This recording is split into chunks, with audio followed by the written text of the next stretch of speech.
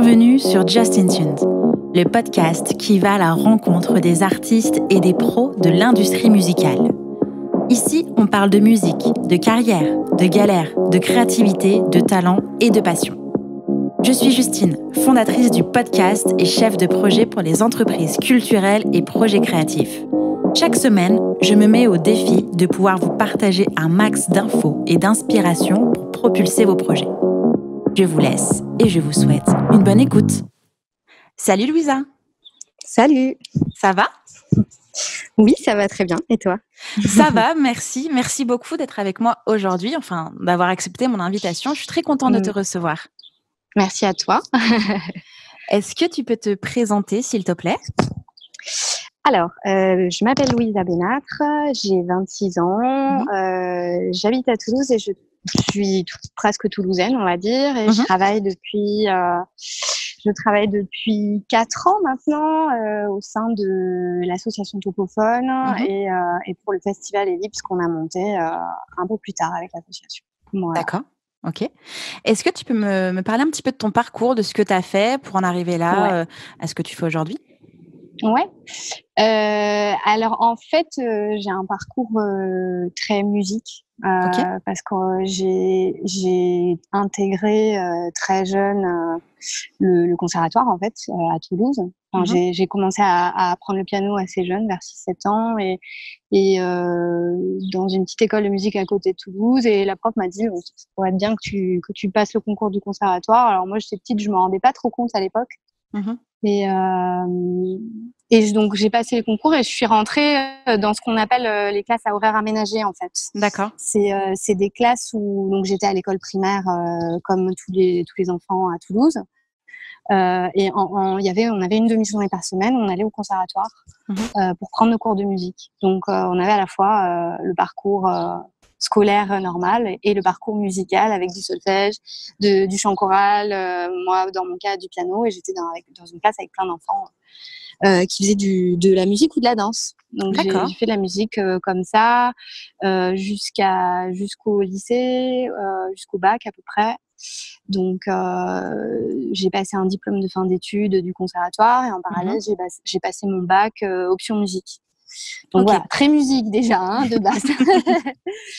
Mais bon, pour autant, je voulais pas en faire mon métier. Je voulais pas être musicienne professionnelle parce que j'avais envie d'arrêter le classique.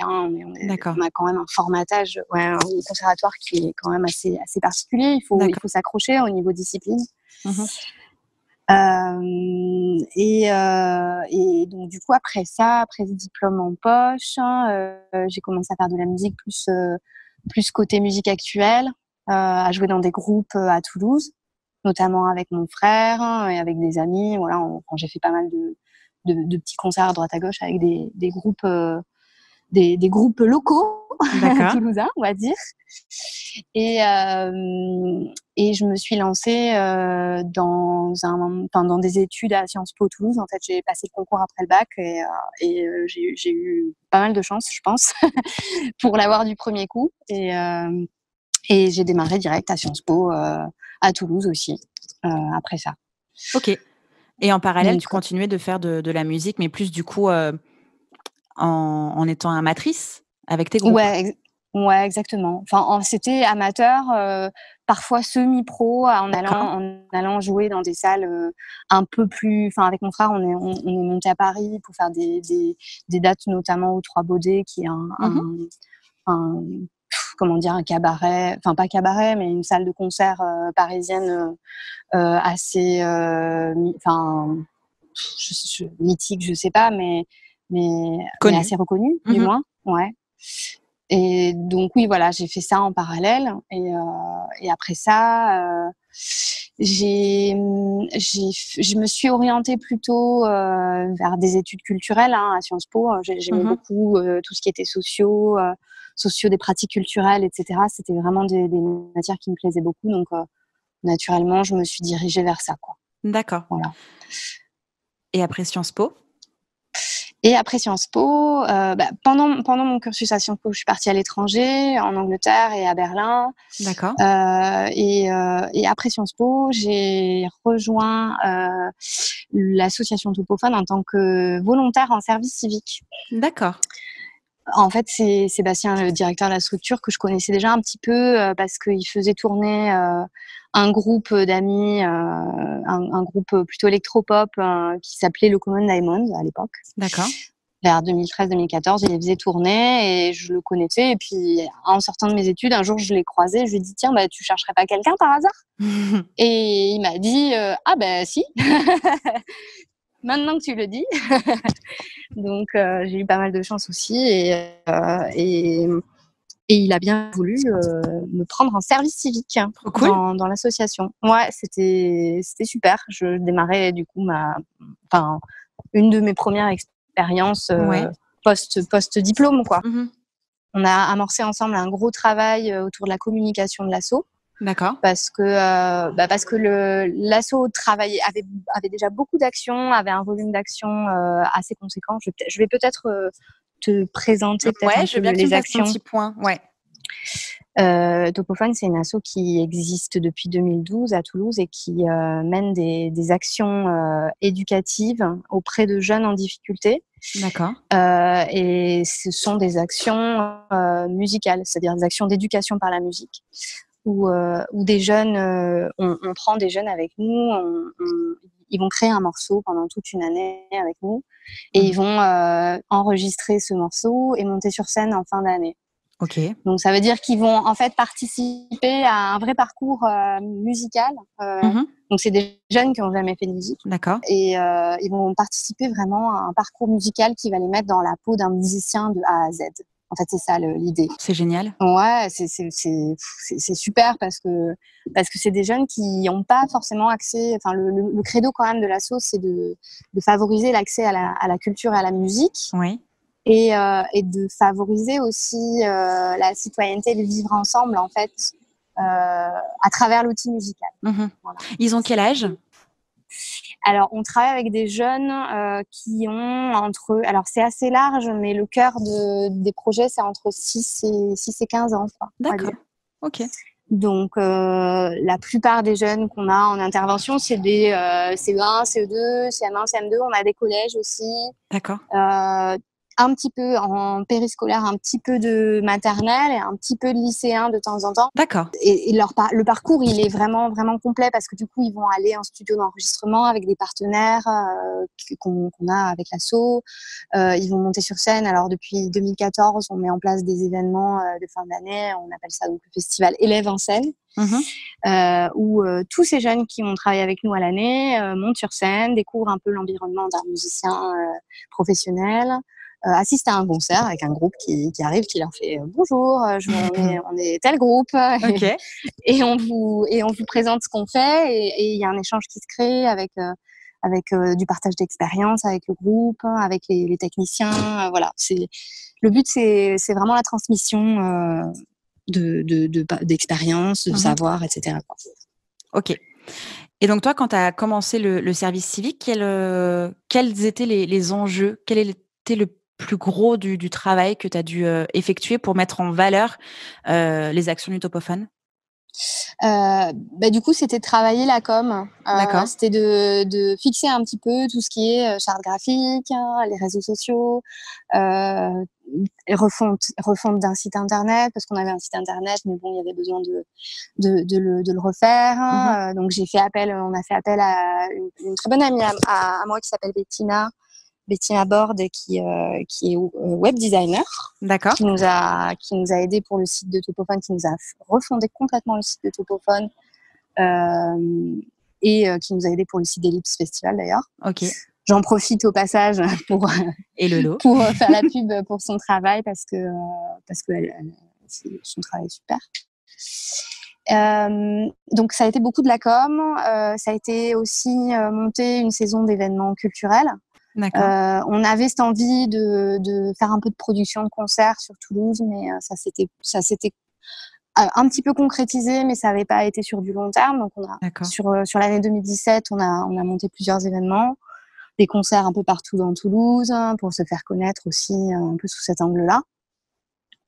Et dès que je suis arrivée, en fait, le gros chantier, ça a été, on veut monter un festival. Comment on fait pour monter un festival qui regroupe à la fois notre action éducative et sociale, et notre envie du coup d'avoir un vrai rendez-vous musique actuelle à Toulouse, quoi. Et se basant un peu sur une expérience de terrain, où on se dit bon, bah des événements, des festivals pop moderne, indépendante à Toulouse, on n'en a pas beaucoup. Il y en a, mais il n'y en a pas beaucoup. Et voilà, c'était cette envie-là de monter un festival. Donc Sébastien m'a embarqué dans ce projet. Ce qui fait qu'en 2017, on a après moult mois de travail et heures de tergiversation, on a monté, du coup, on a vu le jour cette première édition en 2017. D'accord. Toi, à ce moment-là, tu savais déjà gérer des réseaux sociaux, créer du contenu, tu avais déjà des notions de graphisme ou pas du tout, tu t'es formée sur le tas? Oui et non. En fait, j'avais quelques notions de cours en communication qu'on avait pu avoir à Sciences Po. D'accord. J'avais fait un stage au service communication du théâtre et de l'orchestre du Capitole pendant mon cursus. Donc du coup, j'avais vu un peu au niveau chaîne graphique, donc au niveau plutôt print, j'avais vu un peu comment ça se passait. Au niveau web, j'avais très peu de connaissances. Enfin, je me suis formée vraiment sur le tas avec ma propre utilisation des réseaux sociaux. Je me suis servie un peu de ce que j'avais appris sur le tas en administration de site internet. Je connaissais pas du tout WordPress. Donc bon, voilà, il a fallu quand même s'approprier plein d'outils que je connaissais pas. J'ai appris vraiment sur le moment. Après, on s'est quand même beaucoup entouré de personnes un peu ressources en com, en recherche de partenariats, en tout ce qui est web. On a fait plein de mises au point, de réunions avec des gens qui s'y connaissent et qui sont proches de l'asso et qui nous font partager un peu leur savoir-faire aussi là-dessus. D'accord. Qui sont donc du coup en freelance? Oui, alors on travaille avec Laura Clémenté qui est en freelance et qui, là aujourd'hui, qui travaille avec nous sur toute la partie image, et qui nous a beaucoup aidé au lancement du projet. D'accord. On travaille. Enfin, là, je pense à un ami et proche de l'asso qui s'appelle Mathieu Ferraro, qui travaille à la médiathèque et qui nous avait fait une petite formation en communication. Okay. Moi, j'avais plein de personnes ressources qui nous ont aidés dans ce domaine-là, quoi. Donc, ça nous a permis d'avancer. Ok. Et aujourd'hui, quelles sont tes missions au quotidien? J'ai gardé cette grosse mission en communication. C'est toujours un peu un des fils rouges de mon poste aujourd'hui. D'accord. Parce que du coup, après le service civique, j'ai signé un CDI chez Topophone. Yes.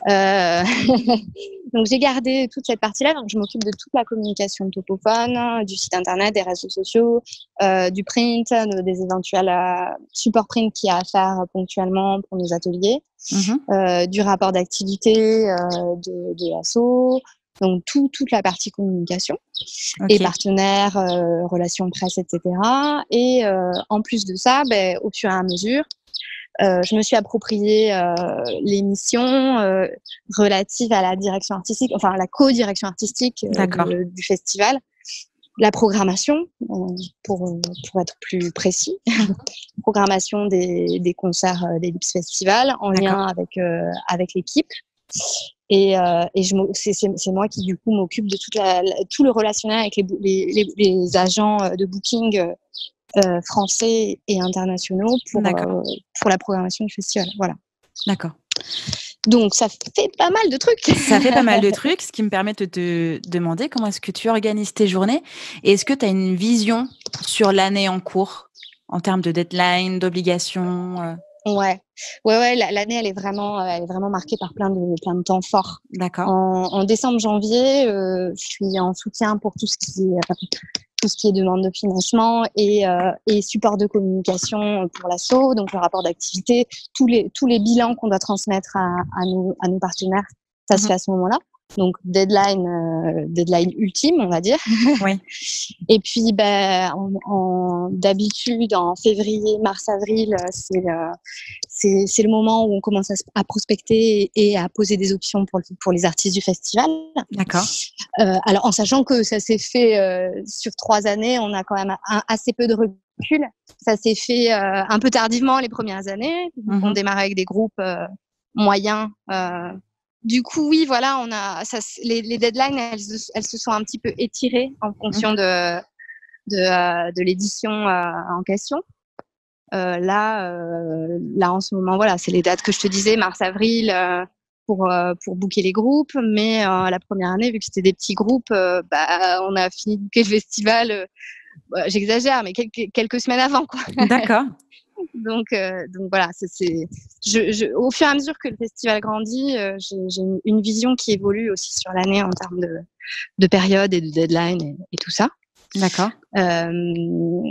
Quoi d'autre? Après, il y a voilà, c'est assez ponctuel, mais je pense les gros temps forts de l'année, c'est ça. Bon, évidemment, septembre, octobre, le festival, hein, la continuité un peu pas vraiment la continuité, mais le point d'orgue, je cherchais mes mots, le point d'orgue de tout le travail qu'on a fait pendant toute l'année.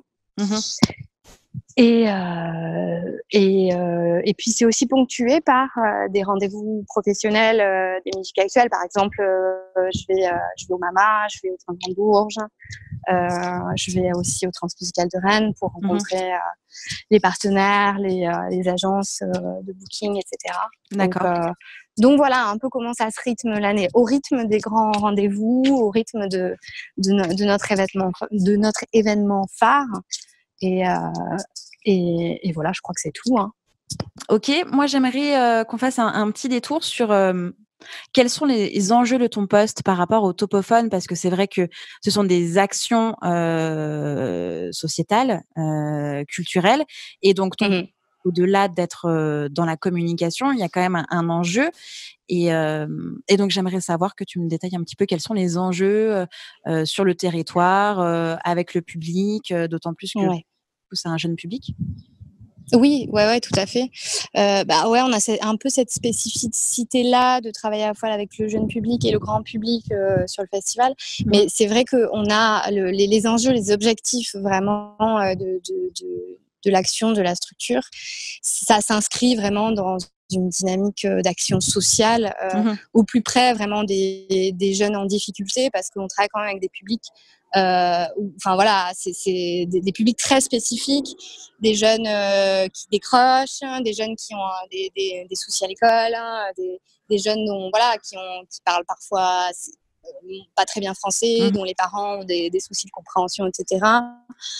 Donc il y a des freins réels à l'accès à la musique dans certains quartiers. Donc nous notre action, elle est vraiment centrée sur les zones prioritaires de l'agglomération, donc les quartiers Grand Mirail, Bagatelle, Ampalou, les quartiers nord, toulousains, Bellefontaine, Rennery. C'est là vraiment où on a structuré notre action. D'accord. Donc oui, les enjeux, c'est vraiment de développer réellement un accès plus facilité à la musique dans ces zones-là, parce que on se rend compte qu'il y a beaucoup de freins, ce que je disais tout à l'heure, à l'accès à la musique, à une pratique musicale, que ce soit le coût des instruments, la barrière un peu donc non seulement financière, mais aussi symbolique, parce qu'en fait, franchir le pas d'une école de musique, ça se fait pas comme ça. Il y a toute une série de codes qu'on a intériorisés ou pas. Donc il faut essayer de faire casser un petit peu toutes ces barrières et donner l'envie, donner l'accès au plus grand nombre. Donc pour développer un peu cette action, en ce moment on est dans une logique. Alors on a un deuxième projet qu'on travaille depuis 2-3 ans en parallèle de nos actions sur le temps scolaire, ce que je t'évoquais au début de notre entretien. Ça, on appelle ça le parcours de création musicale, et on a un deuxième parcours qui s'appelle le parcours jeune musicien. D'accord. Et là, en fait, on propose à des jeunes auprès desquels on est déjà intervenu en classe de continuer en fait la musique en leur donnant la possibilité de suivre des cours tout au long de l'année, donc de s'inscrire vraiment dans une pratique musicale de long terme. Et on identifiait un peu les besoins de chaque jeune, près d'un instrument s'il y a besoin. On a un instrumentarium, on peut prêter des instruments. Prise en charge du coût de l'école de musique. On dispense les cours aussi. On met en place des ateliers pendant les vacances scolaires pour qu'il y ait une dynamique de groupe aussi qui se crée et que voilà, qu'il y ait une envie de continuer avec, qui soit portée par un groupe, parce que c'est vrai que ça détermine quand même beaucoup, pour beaucoup, la pratique musicale. Oui. Et voilà, des stages pendant les vacances. Là, mes collègues préparent actuellement un stage, un séjour d'été dans le Tarn. Donc une sorte de colo musical avec les jeunes qu'on accompagne à l'année.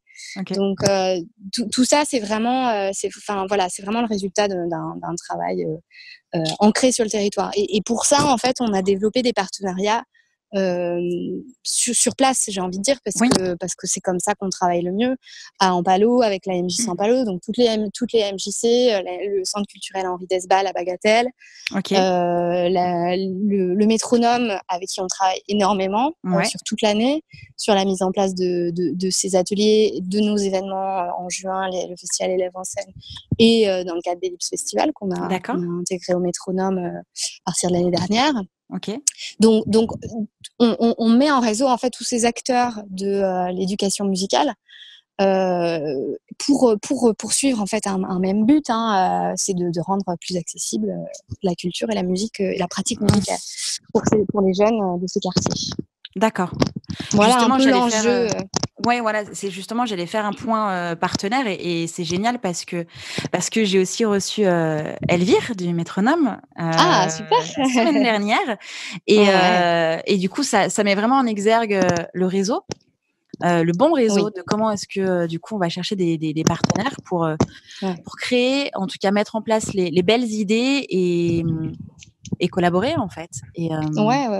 Ouais, c'est vraiment, génial. Je pense, c'est le point, je pense, à mon avis, central de ce travail éducatif, culturel, social. C'est vraiment la mise en réseau et c'est vraiment comment on peut travailler ensemble pour être vraiment au plus près des territoires et au plus près de ce qui se passe, parce que des fois, on n'est pas forcément toujours connecté à la réalité des gens sur le terrain, et il faut s'y reconnecter constamment pour que l'action elle soit pertinente, tout simplement. Ouais. Et donc puisqu'on parle réseau partenariat, comment est-ce que tu as créé ton réseau ? Alors là, c'est difficile comme question. Comment est-ce que j'ai créé mon réseau ? En fait, j'ai l'impression que c'est une dynamique qui s'est vraiment enclenchée très tôt. D'accord. Parce que j'ai commencé, j'étais à 16 ou 17 ans, je faisais déjà des concerts avec mon frère qui est un peu plus âgé que moi et qui a aussi pas mal d'expérience dans la musique à Toulouse, qui en tant que musicien plutôt. Donc avec mon grand frère, on a fait pas mal de concerts. Donc du coup, naturellement, j'ai rencontré des organisateurs de concerts sur Toulouse.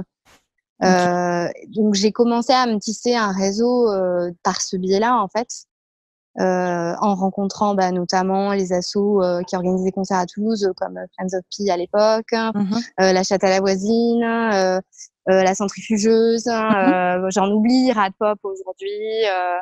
Aujourd'hui, il y en a tout plein d'autres. Le Blob, Viking-Beaulieu, sur les scènes plus garage, etc. Oui. C'est comme ça que j'ai créé mon réseau en premier, je pense, par ce biais plus musicienne, quoi. Et au fur et à mesure, en fait, j'ai réapproprié un petit peu ce réseau-là. Je l'ai, comment dire, je l'ai utilisé dans mon expérience professionnelle. Je l'ai réapproprié dans les actions que j'ai menées avec Topophone. Et en fait, ça a été un peu le point de départ. Et puis, c'est un peu comme une toile d'araignée qui se tisse, connaissance en connaissance. Et c'est aller vers le domaine de l'action sociale avec les MJC, avec les centres culturels, les acteurs plus de l'action culturelle, on va dire, à Toulouse. Et puis, il a fallu de toute façon créer un réseau d'agences de booking, de tourneurs et de tourneuses. Donc, et ça, j'en avais quand même pas du tout de réseau dans ce domaine-là. Donc, il a fallu démarrer de zéro, quoi. D'accord. Donc, envoyer des mails et dire coucou, je fais ça, voilà. Donc, tu démarres et tu te présentes et puis tu démarres de rien parce qu'en plus, tu parles de... Bon, d'abord, tu organises des concerts, donc tu dis, voilà, je voudrais tel groupe. Enfin, je schématise, hein. Oui.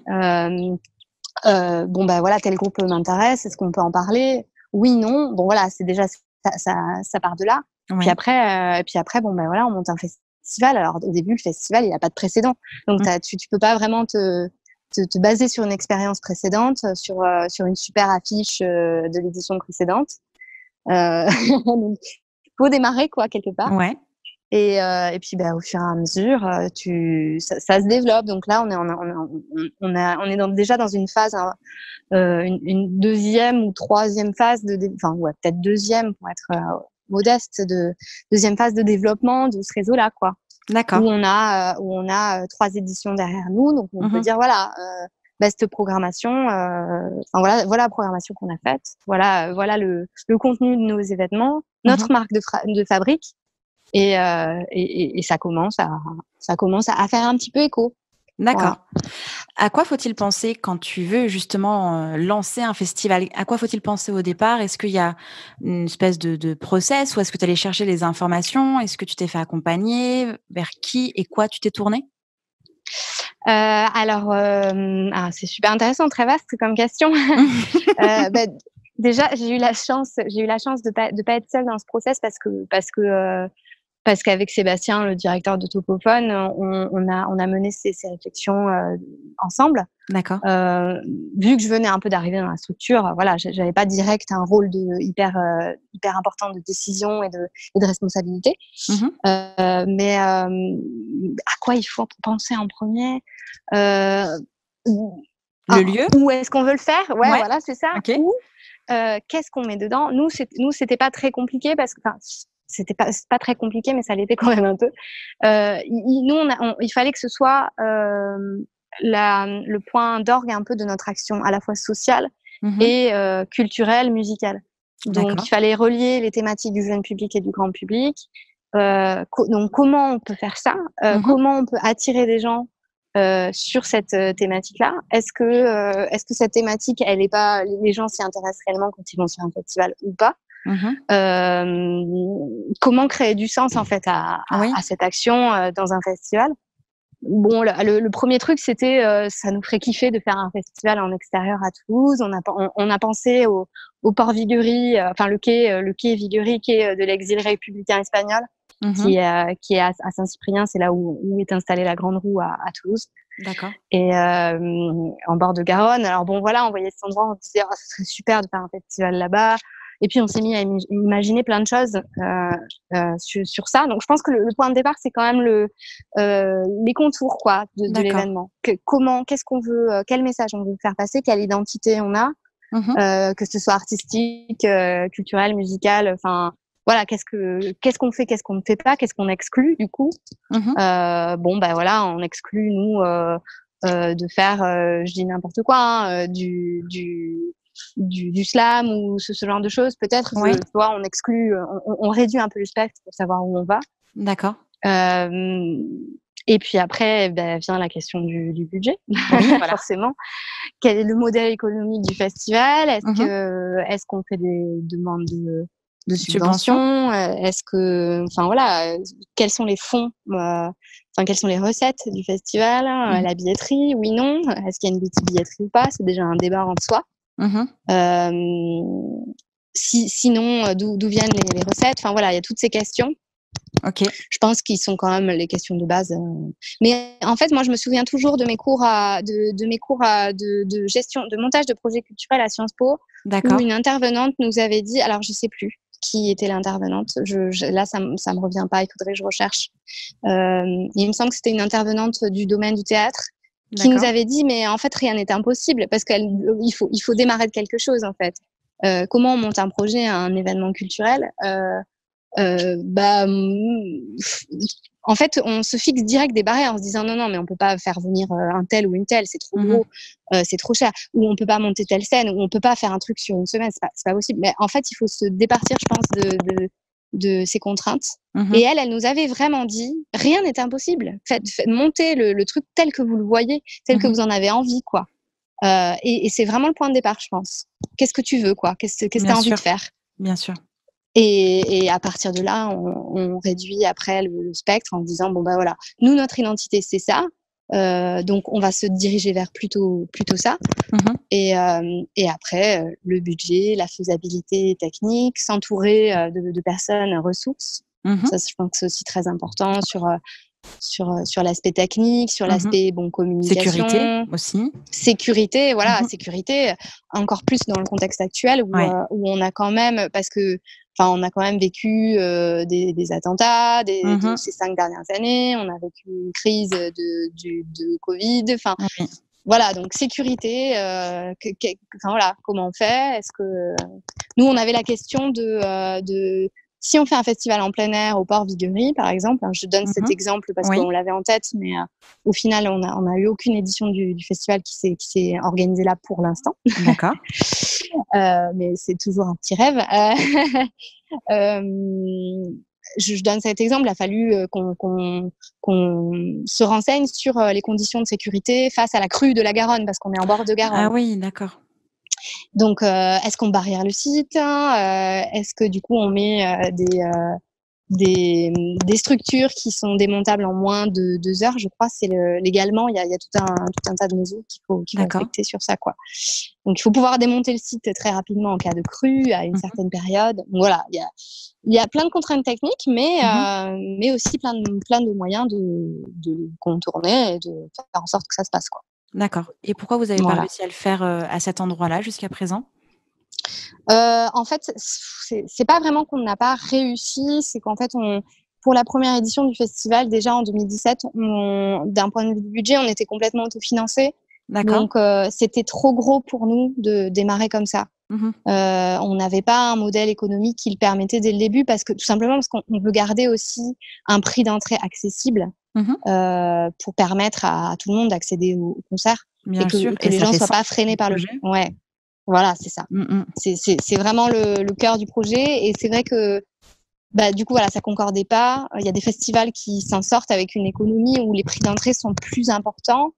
Et si ça paraît ça paraît logique et normal. Mais nous, dans notre cas, c'est quelque chose auquel il faut qu'on fasse très attention, quoi. Bien sûr. Donc, on a voulu d'abord faire une première édition un peu en itinérance dans plusieurs lieux à Toulouse. Donc, on était aux Connexions, au Rex, au Métronome. Donc ça, on a fait ça la première année et la deuxième année, 2017 et 2018, avec le Connexion, le Rex, le Métronome et en 2018 la Chapelle des Carmélites, qui est un super lieu à Toulouse, mais je crois qu'on ne peut plus y faire de concert si je ne me trompe pas. D'accord. Et l'année dernière, en 2019, on a toujours ce projet de faire évoluer le festival en plein air. Mais en 2019, on a voulu l'implanter au Métronome, ça faisait sens. Parce que pareil, l'implantation dans un quartier qu'on n'avait pas encore beaucoup investi, les quartiers nord-toulousains. D'accord. Au sein duquel on a beaucoup d'actions aujourd'hui, et avec le Métronome avec qui on travaille depuis 2014. Sur l'année au long cours, voilà, les objectifs sont les mêmes, donc se rejoignent du moins sur l'action sociale, l'accès à la musique. Donc et puis ça faisait sens aussi parce qu'on avait envie d'un lieu unique, parce qu'un festival dans plusieurs lieux, voilà, l'identification elle se fait peut-être moins bien de la part du public aussi. Enfin, il y a des avantages et il y a aussi des inconvénients. Il y a des avantages quand on sait bien l'exploiter. Et là, pour nous, on a voulu se dire, 3e édition, on part sur un lieu unique. Et puis, le Métronome se prête hyper bien à la mise en place d'un festival, quand même. je tiens à le dire préciser. pour les organisateurs et à le préciser pour les organisateurs qui auraient envie de se lancer mais qui seraient encore un peu frileux. Après, peut-être que tu en as peut-être parlé avec Camille Maton avec la petite et Girls Don't Cry. Oui.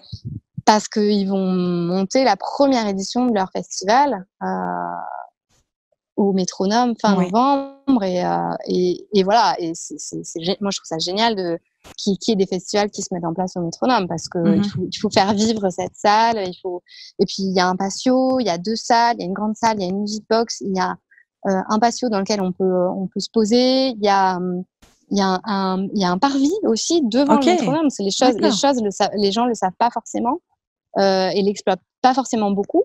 Mais nous, on a mis en place des concerts pendant Ellipse l'année dernière. On a mis en place des concerts devant le Métronome. Enfin voilà, c'est tout plat et un artiste, et on peut mettre une sono, un artiste peut jouer et les gens de passage viennent s'asseoir et écouter le concert. Enfin, c'est génial, quoi. Il y a vraiment plein de possibilités. Ok. Moi, j'ai quand même envie de te demander quelles sont les qualités, les qualités nécessaires qu'il faut pour travailler dans la communication, la programmation et plus globalement dans l'industrie musicale. Ouais, c'est une bonne question. Je te dis, que de bonnes questions.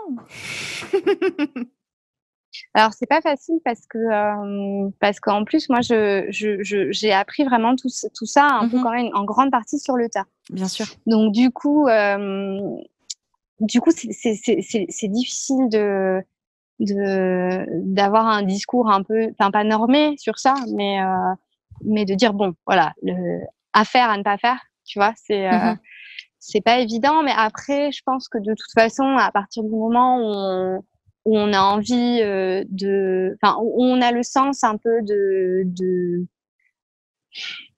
le sens de la communication, ça veut rien dire.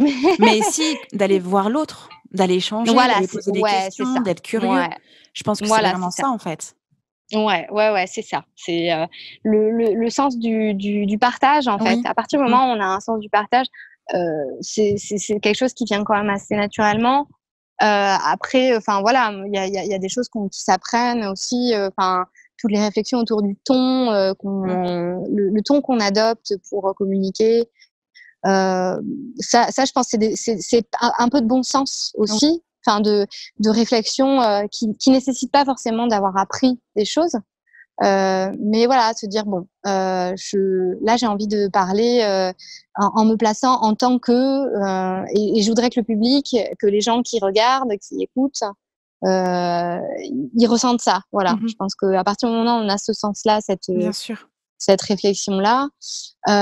Après, pour la programmation, j'ai envie de dire, à partir du moment où on aime la musique et qu'on a une vision, moi je pense pas avoir de vision particulière, mais après, oui, je pense qu'il faut avoir une idée de ce qu'on aime et aussi une idée de ce qu'on ne veut pas, de ce qu'on veut présenter, de ce qu'on ne veut pas présenter, je pense. Donc, il faut procéder. Ouais. C'est pas forcément très politiquement correct, j'ai envie de dire, mais c'est quand même important parce que il faut savoir où on se place, en fait. Là, par exemple, on est à Toulouse, il y a Festival X, Festival Y. Bon, je peut-être pas. Enfin voilà, il y a Rio Loco, il y a Festival Pink Paradise, il y a Electro Alternative, il y a. Enfin voilà, on fait une liste de tout ce qui se passe. Ok. Alors, est-ce que si je fais un festival, c'est pour marcher sur les plates-bandes des uns et des autres? C'est pas forcément super intéressant. Là, je parle d'un point de vue vraiment artistique et musical avant la partie sociale et action sociale. Mais il faut savoir où on se place. Où est-ce que je peux trouver ma place parmi toutes ces propositions-là? Bien sûr. Nous, on a commencé en se cherchant un peu. On a travaillé avec une structure qui s'appelle Mind Sound Vector, qui était plutôt sur l'organisation de soirées électro. D'accord. Ça nous a donné un super démarrage et des premières connaissances sur du booking et tout ça. D'accord. Puis après ça, on s'est dit bon, l'ADN, c'est l'ADN de l'asso, c'est plus pop, c'est plus musique actuelle. Donc voilà. Après les goûts des uns et des autres font que ça agrémente la programmation de plein de tendances, de folk, de musique plus expérimentale, toujours dans une logique d'accessibilité, mais c'est porté par nos esthétiques, des trucs qui nous font kiffer en fait, de toute façon. Donc, à partir du moment où on a un truc qui nous fait kiffer et une vision qu'on veut défendre, je pense que c'est déjà un super point de départ, quoi. C'est clair. Et je crois que tu as vraiment tout dit. Enfin, moi, tu sais, à côté du podcast et à côté de mon freelancing en étant chef de projet, je suis aussi mentor pour l'école en ligne Live Mentor. Donc, j'accompagne une trentaine d'entrepreneurs à développer leur projet. Ouais. Et ce que tu es en train de raconter sur l'identité, sur l'idée, le moteur, faut que ça fasse sens, trouver un alignement entre ce que tu veux faire, mais aussi ce que tu ne veux pas faire. Et c'est ça l'essence du positionnement. Ouais. Et c'est ça qui aussi te donne envie d'avancer et de te structurer. Et pour moi, ce sont les étapes clés, quoi. C'est vraiment la base de n'importe quel projet, que ce soit musical, culturel ou entrepreneurial. Il y a ce socle-là qui ne bouge pas, à savoir ce que je veux, ce que je ne veux pas, ce que je veux proposer, pourquoi je veux le proposer, à qui je veux le proposer. Et de tout ça, tu te mets dans la peau de la personne en face. Ça t'aide à mieux communiquer, évidemment, mais aussi savoir les besoins, à mieux savoir si ton projet va être entendu, si ton idée va plaire à d'autres, parce qu'on monte pas un projet que pour soi-même. Le but du jeu, c'est aussi de transmettre, de partager et de faire vivre le projet et avoir quelque chose, quelque chose de concret. Non mais et voilà quoi. Enfin c'est tout est là. Donc oui c'est super intéressant. C'est super intéressant d'avoir ce regard-là aussi. C'est vrai qu'il y a beaucoup de transversalité avec les projets entrepreneuriaux. Il est dur à dire, mais oui. Je voulais pas me gourer. Mais non, c'est similaire. Et ça me permet aussi de faire un petit détour en rappelant qu'un projet artistique, quel qu'il soit, n'en reste pas moins un projet et qu'il y a quand même des questions à se poser. Il y a quand même des idées à mettre au clair, des objectifs à définir. Et c'est ce qui permet de donner en tout cas un fil conducteur. Alors c'est pas gravé dans le marbre, évidemment que ça évolue avec soi-même et avec l'entourage autour, mais il y a quand même des choses à poser pour que ce soit clair en fait. Ouais, tout à fait. Ouais. C'est vraiment le point de départ, quoi, je pense. C'est vraiment poser les bases. Absolument. Mais en tout cas, c'est génial d'avoir passé le cap, en tout cas de lancer cette idée de festival, de vraiment le concrétiser. Enfin, j'imagine que peut-être au départ, tu t'es dit non mais dans quoi je m'embarque, même si tu n'étais pas forcément toute seule, vous étiez que 2. Donc il faut aller chercher les ressources, il faut aller creuser son cerveau, questionner. Enfin, c'est franchement bravo. Ah oui. Merci beaucoup.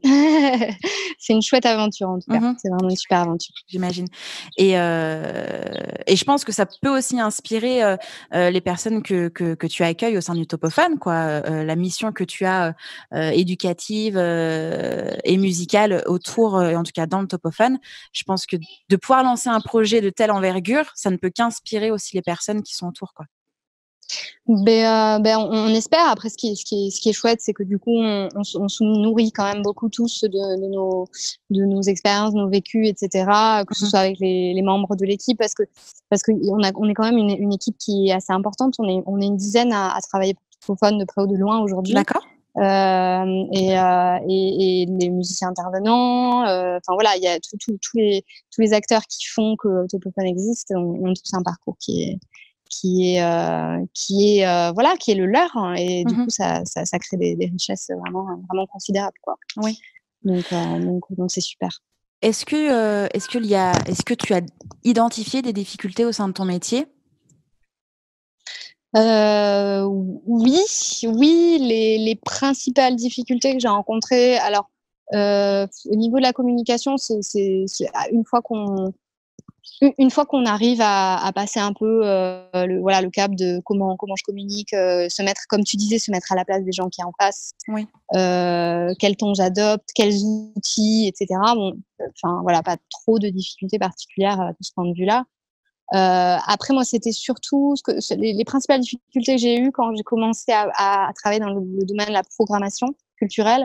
C'était prospecter, négocier surtout. C'était les premières difficultés. Et je pense c'est marrant parce qu'on avait eu cette discussion avec Amine aussi, notre temps. Et elle m'avait dit pareil, mais comment tu fais pour placer le curseur en termes de prix pour un artiste, etc. Comment tu fais pour pour revoir à la baisse des cachets? Est-ce que c'est pas un peu chelou, tu vois, de se dire de se dire la personne, elle me propose un prix et moi je dois rogner, quoi. Et du coup, tu te dis mais au fur et à mesure, c'est une réflexion. Enfin, en fait, tout se négocie, même et encore plus dans ce domaine-là. C'est pas parce que c'est un secteur culturel que ça échappe à des logiques économiques. Loin de là. Et donc ça a été un peu la première difficulté de s'affirmer aussi, de dire là mon budget c'est ça, notre événement c'est ça, on est obligé de faire comme ci comme ça et un petit peu de dicter, pas dicter les règles, mais de s'imposer un peu, de dire voilà, notre fonctionnement c'est ça, c'est à prendre ou à laisser. Et ça c'est pas forcément évident. Et je pense que la deuxième difficulté particulière, c'est le fait d'être une femme dans ce milieu. Et c'est une difficulté, mais en même temps, c'est une fois qu'on en est conscient, ça permet de repérer certains trucs. Je trouve que c'est difficile d'être une femme dans la musique, mais bon, ça, de toute façon, c'est pas nouveau. Non. Il y a quand même beaucoup d'études là-dessus, sur le sexisme dans les industries musicales, que ce soit de côté scène ou de l'autre côté. Je veux dire, quand on est artiste et quand on travaille en technique, en prod, en organisation, enfin voilà, c'est quand même compliqué. Disons que ça passe par les trucs vraiment basiques. Genre par exemple, tu sais, des gens qui t'envoient un mail qui envoient un mail générique qui dit bonjour, est-ce que je peux parler au programmateur? Oui. Trice, s'il vous plaît, Trice. Alors, je sais que pour certains, c'est pas voulu. Je sais que il y a encore une part d'inconscient là-dessus. Et puis, quand tu réponds et que tu dis que tu es une programmatrice, oh, pardon. Bon, non, mais ça c'est anecdotique, mais le sentiment de devoir plus faire ses preuves quand on est une femme, en fait. D'accord. De prendre beaucoup plus de temps à être être considérée comme légitime, en fait. Oui. Donc c'est un travail un peu de tous les instants. Moi, je pense quel que soit le domaine d'activité, le ton est pas le même quand on s'adresse à une femme, même dans les mails, hein. Et j'ai des exemples un peu frappants, hein. C'est des fois on s'adresse pas du tout à toi de la même manière quand tu es une femme que quand tu es un homme. Et mais ça, je pense pas être une exception, hein. Je pense que c'est beaucoup de femmes dans beaucoup de domaines et culturels et pas du tout culturels, donc sur le marché du travail en général, qui on subit ce genre de choses. Au-delà du sexisme, moi j'ai de la chance quand même de travailler dans une équipe au top, d'un point de vue sur ces questions-là, on échange, on débat sur ces questions. Donc, je subis pas de sexisme dans mon équipe, même si suivant les années, il y a plus d'hommes que de femmes. Mais ça dépend, en fait, parce que des fois les intervenants sont des hommes, des fois ce sont des femmes. Et suivant les intervenants qu'on a à l'année, l'équipe elle est plus ou moins féminine. Mais je subis pas du tout de ce type de problème au quotidien. De la part des équipes, c'est plutôt dans le relationnel qu'on peut avoir avec l'extérieur. L'extérieur, avec divers interlocuteurs. Absolument. Je voulais faire aussi un petit détour au niveau de la légitimité. La part de légitimité aussi, elle est aussi interne à nous-mêmes. C'est vrai que souvent, en tout cas là pour le coup, je parle à titre perso, j'ai du mal à me sentir légitime dans ce que je suis en train de faire. Alors pourtant, je suis lanceuse, pourtant je lance pas mal d'idées, je concrétise pas mal de trucs. Mais pour autant, des fois, tu te dis, mais est-ce que j'ai vraiment le droit de faire ça? Est-ce que je peux oser, en fait? Est-ce qu'on je m'autorise en fait plutôt à lancer ce truc, cette idée sortie de nulle part, et cette histoire de légitimité, du coup elle vient de nous, mais elle vient aussi des autres, et c'est très difficile en fait à trouver un juste milieu, et en tout cas à lancer des choses quand soi-même on a déjà du mal, et en plus qu'à l'extérieur on sait pertinemment qu'il va falloir y aller, mais 2 fois plus. Ça c'est clair. Je partage complètement ce que tu dis. Ouais. D'où l'importance en fait d'avoir un réseau à côté sur lequel on peut s'appuyer, pas que des copines, mais aussi des collaborateurs, des partenaires de boulot qui vont pouvoir nous remettre un peu pas d'endroit à chemin, mais en tout cas nous dire bon bah attends, mais tu rigoles ou quoi, t'as vu ce que t'as fait, mais continue en fait, continue. Voilà, c'est important d'avoir des personnes comme ça autour de soi aussi. Tout à fait, c'est clair. La question la plus importante de l'épisode, quel conseil tu peux donner aux artistes et aux professionnels qui nous écoutent? Tadam! Oh, la pression. Respire. Hyperventilation. Oh là là. Alors, bon, je sais pas. Alors, tu vois, ça renvoie complètement à la question de légitimité. Qui suis-je pour donner un conseil aux artistes et aux professionnels? Il n'y a pas de mauvais conseils. Ça marche. Est-ce que tu fais référence à la crise qu'on traverse actuellement ou c'est vraiment dans l'absolu en général? En général. Ouais, d'accord. Moi, juste de jamais abandonner. C'est juste ça, en fait. Je pense pas baisser les bras parce que c'est trop dommage de baisser les bras quand on a des idées, quand il nous manque juste un petit truc. Ouais, voilà, pas baisser les bras, s'entourer et y aller, quoi. Y aller à fond. Ouais. Ça, c'est vraiment les conseils récurrents qu'il y a au fur et à mesure des épisodes. C'est ne pas lâcher le morceau, même si des fois c'est difficile, même si on a envie de laisser. Et des fois, il faut laisser le projet de côté pour y revenir plus tard ou pas. Mais il y a un moment pour tout. Et si c'est pas dans l'immédiat, c'est pas dans l'immédiat. Il faut aussi se foutre un peu la paix. Et encore et toujours s'entourer de personnes qui vont pouvoir nous inspirer, et pas que par le podcast, parce que moi, je trouve des personnes hyper inspirantes, mais aussi dans son entourage proche. Voilà, s'entourer, poser des questions, ne vraiment pas hésiter à poser des questions, parce que justement, quand on se sent un peu seul ou quand on a une idée et qu'on ne sait pas quelles sont les étapes pour la développer, la concrétiser, il faut aller poser des questions et pas rester dans les questionnements sans réponse de qu'est-ce que je fais? En fait, il n'y a pas que Google, il y a vraiment des vrais gens qui vont pouvoir accompagner. Oui, tout à fait. Puis ce que tu dis de laisser reposer aussi, je trouve que c'est très important. Quand on fait, en plus, quand on fait de la musique aussi, là, c'est plus en lien avec mon expérience de musicienne, entre guillemets. Quand on s'acharne trop sur un truc et qu'on laisse pas le temps de reposer, de laisser reposer la chose, parfois c'est contre-productif. Des fois, il vaut mieux se poser, prendre du recul. Quand on compose, quand on bosse, voilà, moi en ce moment je travaille vachement sur du home studio. Voilà, des fois il faut laisser reposer les choses pour mieux revenir dessus après. Absolument. Et avec un regard un peu neuf, quoi, et prendre du recul dessus. C'est ça. Et c'est pas grave de prendre son temps. Et c'est pas grave de prendre son temps. Et c'est bien de se fixer des deadlines, mais il faut pas non plus avoir peur de les repousser aussi, quoi. J'ai envie de dire, elles sont là aussi pour être repoussées. Oui. Structurantes et à la fois pas gravées dans la roche, quoi.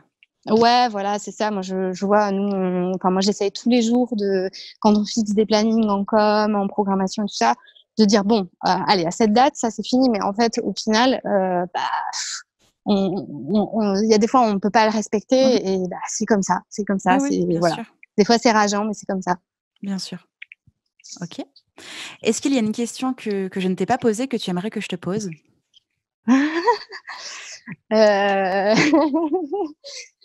Comment tu vas? Tu me l'as posée tout à l'heure. Ah oui, c'est vrai. Bon, ça va toujours? Oui.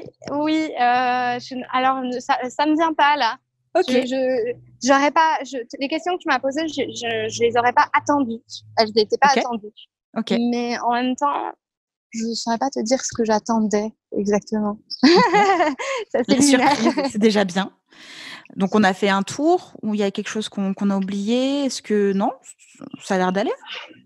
Ouais, moi, je suis pas mal là. Ouais. Ok. Je pense avoir fait un bon tour des choses. Ok. D'être allé au fond des choses.